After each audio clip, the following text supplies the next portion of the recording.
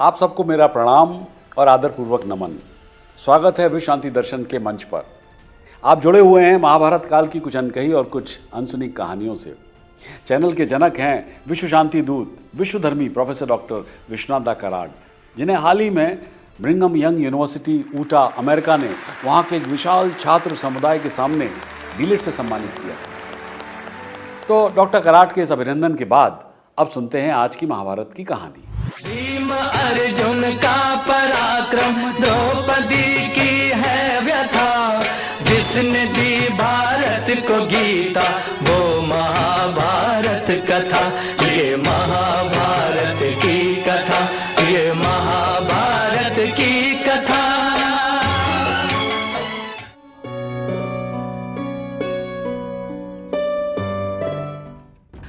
पिछली बार मैंने आपको कहानी सुनाई थी कि किस प्रकार शकुनी के मंत्री, राजनीति विशारद ब्राह्मण कणिक ने धृतराष्ट्र के मन में पांडवों के प्रति जहर भरा था, जहर घोला था। कुरुवंश के राजकुमार कौरव और पांडव अब बड़े हो गए थे। दुर्योधन ने जब देखा कि युधिष्ठिर के छोटे भाई भीमसेन की शक्ति असीम है और अर्जुन अस्त्र शस्त्र का ज्ञान तथा अभ्यास विलक्षण है उनका, तो फिर उसका कलेजा जलने लगा। उसे भयानक ईर्ष्या हुई। उसने कर्ण और शकुनी से मिलकर पांडवों को जान से मारने के बहुत उपाय भी किए, परंतु पांडव बचते गए।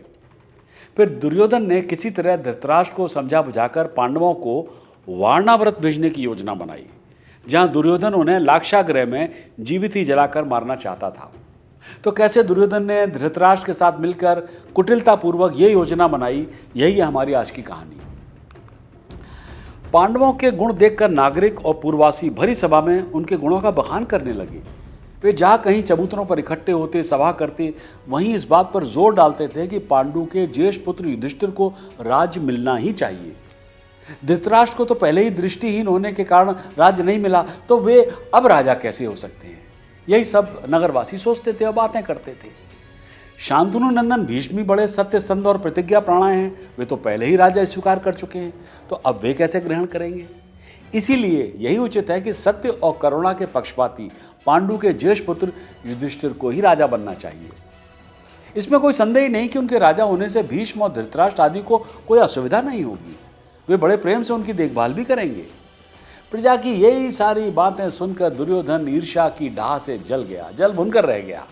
वो कुड़कर अपने पिता धृतराष्ट्र के पास गया और उनसे कहने लगा, पिताश्री, लोगों के मुंह से बड़ी बड़ी बुरी बातें सुनने को मिल रही हैं। वे भीष्म को और आपको हटाकर पांडवों को राजा बनाना चाहते हैं। भीष्म को तो इसमें कोई आपत्ति नहीं, परंतु हम लोगों के लिए बहुत बड़ा खतरा है। पहले ही भूल हो गई है कि आपके भाई पांडु ने राज्य स्वीकार कर लिया और आपने अपनी दृष्टिहीनता के कारण मिलता हुआ राज्य भी अस्वीकार कर दिया। यदि युधिष्ठिर को राज्य मिल गया तो फिर ये उन्हीं की वंश परंपरा में चला जाएगा और हमें कोई नहीं पूछेगा। हमें और हमारी संतान को दूसरों के आश्रित रहकर नरक के समान कष्ट न भोगना पड़े, इसके लिए आपको कोई न कोई युक्ति सोचनी चाहिए पिताश्री। वैसे यदि पहले ही आपने राज्य ले लिया होता ना, तो कहने की कोई बात ही नहीं होती। अब क्या किया जाए? धृतराष्ट्र अपने पुत्र दुर्योधन की बात और अपने महामंत्री कणिक की नीति सुनकर थोड़ा दुविधा में पड़ गए। दुर्योधन ने कर्ण, शकुनी और दुशासन के साथ विचार करके धृतराष्ट्र से फिर कहा, पिताश्री, आप कोई सुंदर सी युक्ति सोचकर पांडवों को यहां से वारणाव्रत भेज दीजिए। धृतराष्ट्र ने कहा, बेटा, मेरा भाई पांडु बड़े धर्मात्मा थे। सबके साथ और विशेष रूप से मेरे साथ तो वे बड़ा उत्तम व्यवहार करते थे। उनका पुत्र युधिष्ठिर भी वैसा ही धर्मात्मा है, गुणवान है, यशस्वी और वंश के अनुरूप है। हम लोग बलपूर्वक उसे वंश परंपरागत राज से कैसे अलग कर दें, विशेष करके जब उसके सहायक भी बहुत बड़े बड़े हैं। पांडु ने मंत्री, सेना और उनकी वंश परंपरा को खूब अच्छी तरह निभाया, उसका भरण पोषण किया है। सारे नागरिक युधिष्ठिर से संतुष्ट हैं। अगर वे बिगड़ गए, यानी नागरिक, तो फिर हमारा अहित हो सकता है पुत्र।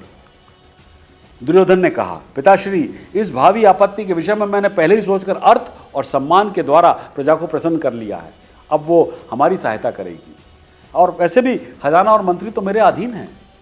इस समय यदि आप नम्रता के साथ पांडवों को वारणाव्रत भेज देना, तो राज्य पर मैं पूरी तरह कब्जा कर लूंगा। उसके बाद अगर पांडव आ भी जाएं तो कोई हानि नहीं।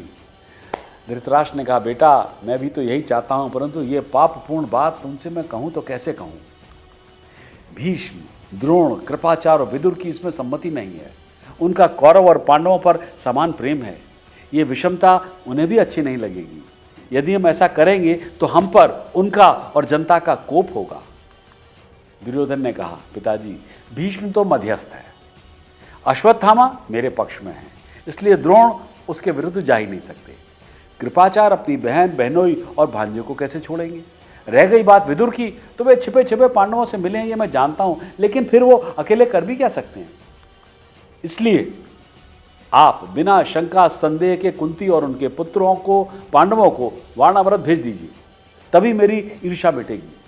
यह कहकर दुर्योधन तो प्रजा को प्रसन्न करने में लग गया, और उधर धृतराष्ट्र ने राज्यसभा में कुछ ऐसे चतुर मंत्रियों को केवल इस कार्य के लिए नियुक्त किया जो वारणावत की प्रशंसा करके पांडवों को वहां जाने के लिए उकसाएं। धृतराष्ट्र के निर्देशानुसार कोई उस सुंदर और संपन्न देश की प्रशंसा करता, तो कोई वहां के नगर की, कोई वहां के वार्षिक मेले का बखान करता। इस प्रकार वारणावत नगर की बहुत प्रशंसा सुनकर पांडवों के मन में वहां जाने के लिए उत्सुकता पैदा हो गई। अवसर देकर धृतराष्ट्र ने कहा, प्यारे पुत्रों, राज्य के लोग वारणावत नगर की बड़ी प्रशंसा कर रहे हैं। यदि तुम लोग वहां जाना चाहते हो तो एक बार वहां होकर आओ। आजकल वहां के वार्षिक मेले की बड़ी धूम है। देखो, वहां तुम लोग ब्राह्मणों और गवैयों को खूब दान देना तथा तेजस्वी देवताओं की तरह विहार करके आनंद पूर्वक लौट कर आना। युधिष्ठिर धृतराष्ट्र की चाल तुरंत समझ गए और फिर वे बोले, ठीक है, आपकी जैसी आज्ञा, हमें क्या आपत्ति है। पांडवों ने कुरुवंश के ब्राह्मी, भीष्म, सोमदत्त आदि बड़े बूढ़ों, द्रोणाचार्य आदि तपस्वी ब्राह्मणों तथा गांधारी आदि माताओं से दीनतापूर्वक कहा, हम राजा धृतराष्ट्र की आज्ञा से अपने साथियों सहित वारणावत जा रहे हैं। आप लोग प्रसन्न मन से हमें आशीर्वाद दें। सबने कहा, सर्वत्र तुम्हारा कल्याण हो, किसी से कोई अनिष्ट न हो, सदा तुम सबका मंगल हो। जब युधिष्ठिर धृतराष्ट्र की आज्ञा अनुसार वारणावत जाने के लिए राजी हो गए, तब दुष्ट दुर्योधन ने अपने मंत्री पुरोचन को एकांत में बुलाया और उसका दाहिना हाथ पकड़कर कहा, भाई पुरोचन, इस पृथ्वी को भोगने का जैसा मेरा अधिकार है ना, वैसा तुम्हारा भी है। तुम्हारे सिवा मेरा ऐसा और कोई विश्वास पात्र है नहीं, कोई सहायक जिसके साथ मैं अपनी ये गुप्त सलाह कर सकूं। मैं तुम्हें ये काम सौंपता हूं कि मेरे शत्रुओं को जड़ से उखाड़ कर फेंको। होशियारी से काम करना, किसी को पता ना चले। पिताजी की आज्ञा अनुसार पांडव कुछ दिन तक वारणावत में रहेंगे। तुम पहले ही वहां चले जाओ। वहां नगर के किनारे पर सन, गोंद, लाख और लकड़ी लेकर ऐसा भव्य भवन बनवाओ जो आग से भड़क उठे। उसकी दीवारों पर घी, तेल, चर्बी और लाख मिली हुई मिट्टी का लेप करा देना। पांडवों को परीक्षा करने पर भी इस बात का पता नहीं चलना चाहिए। उसी में कुंती, पांडव और उनके मित्रों को रखना। वहां दिव्य आसन, वाहन और शैया आदि सजा देना। फिर वे विश्वास पूर्वक निश्चित होकर सो जाएं तो दरवाजे पर आग लगा देना। इस प्रकार जब वे अपने घर में रहकर ही जल जाएंगे तो हमारी निंदा भी नहीं होगी। पुरोचन ने वैसा ही करने की प्रतिज्ञा की और एक तेज रथ लेकर वारणावत की ओर निकल पड़ा। वहां जाकर उसने दुर्योधन की आज्ञा अनुसार महल तैयार करवाया। समय आने पर पांडवों ने वारणावत की यात्रा की तैयारी शुरू की। बड़े दीन भाव से बड़े बूढ़ों का चरण स्पर्श किया, छोटों का आलिंगन करके वे अपनी यात्रा पर निकल पड़े। उस समय कुरुवंश के बहुत से बड़े बूढ़े बुद्धिमान विदुर और सारी प्रजा युधिष्ठिर के पीछे पीछे चलने लगी। पांडवों को दास देखकर ब्राह्मणों ने आपस में कहा, राजा धृतराष्ट्र की बुद्धि मंद हो गई है। तभी तो वे अपने लड़कों का पक्षपात करते हैं। उनकी धर्म दृष्टि लुप्त हो रही है। पांडवों ने तो किसी का कुछ अहित नहीं किया है। उन्हें अपने पिता का ही राज्य प्राप्त हो रहा है। फिर धृतराष्ट्र इस सच्चाई को क्यों नहीं समझते? मालूम नहीं धर्मात्मा भीष्म यह अन्याय कैसे सह रहे हैं। हम लोग ये सब नहीं चाहते हैं, सह भी नहीं सकते हैं। हम सब अब हस्तिनापुर को छोड़कर वहीं चलेंगे जहां राजा युधिष्ठिर रहेंगे। पुरवासियों की बात सुनकर और उनका दुख जानकर युधिष्ठिर ने कहा, पुरवासियों, राजा धृतराष्ट्र हमारे पिता समान हैं, परम मान्य गुरु हैं। वे जो कहेंगे वो हम निशंक भाव से करेंगे और फिर ये हमारी प्रतिज्ञा भी है। यदि आप लोग हमारे हितैषी हैं और मित्र हैं तो हमारा अभिनंदन कीजिए और हमें आशीर्वाद देकर कृपया लौट जाइए। युधिष्ठिर की धर्म संगत बात सुनकर सभी पुरवासी आशीर्वाद देते हुए वापस लौट गए। सबके लौट जाने पर अनेक भाषाओं के ज्ञाता विदुर जी ने युधिष्ठिर से सांकेतिक भाषा में कहा। कैसे कहा बताता हूँ। नित्यज्ञ पुरुष को शत्रु की मनोवृत्ति समझकर उससे अपनी रक्षा करनी चाहिए। मनोभाव एक ऐसा अस्त्र है जो लोहे का तो नहीं है परंतु शरीर को नष्ट कर सकता है। यदि शत्रु के इस दांव को कोई समझ ले तो वो मृत्यु से बच सकता है। अग्नि घास फूस और सारे जंगल को जला डालती है, परंतु बिल में रहने वाले जीव उससे अपनी रक्षा कर लेते हैं। यही जीवित रहने का उपाय है। अंधे को रास्ता और दिशाओं का ज्ञान नहीं होता, बिना धैर्य के समझदारी नहीं आती। मेरी बात को भली भांति समझ लो, शत्रुओं के दिए हुए बिना लोहे के हथियार को जो स्वीकार करता है वो स्याही के बिल में घुसकर भी आग से बच जाता है। घूमने फिरने से रास्ते का ज्ञान हो जाता है, नक्षत्रों से दिशा का पता लग जाता है। जिसकी पांचों इंद्रियां वश में है ना, शत्रु उसकी कुछ भी हानि नहीं कर सकते। विदुर का संकेत सुनकर, उनकी सांकेतिक भाषा को जानकर युधिष्ठिर ने कहा, मैंने आपकी बात को भली भांति समझ लिया है। विदुर फिर हस्तिनापुर लौट आए। वे पांडवों के सच्चे सहायक थे। उनकी सलाह से पांडवों ने यह बात किसी पर जाहिर नहीं की, किसी पर प्रकट नहीं की। माना जाता है कि यह घटना फाल्गुन शुक्ल अष्टमी रोहिणी नक्षत्र की है।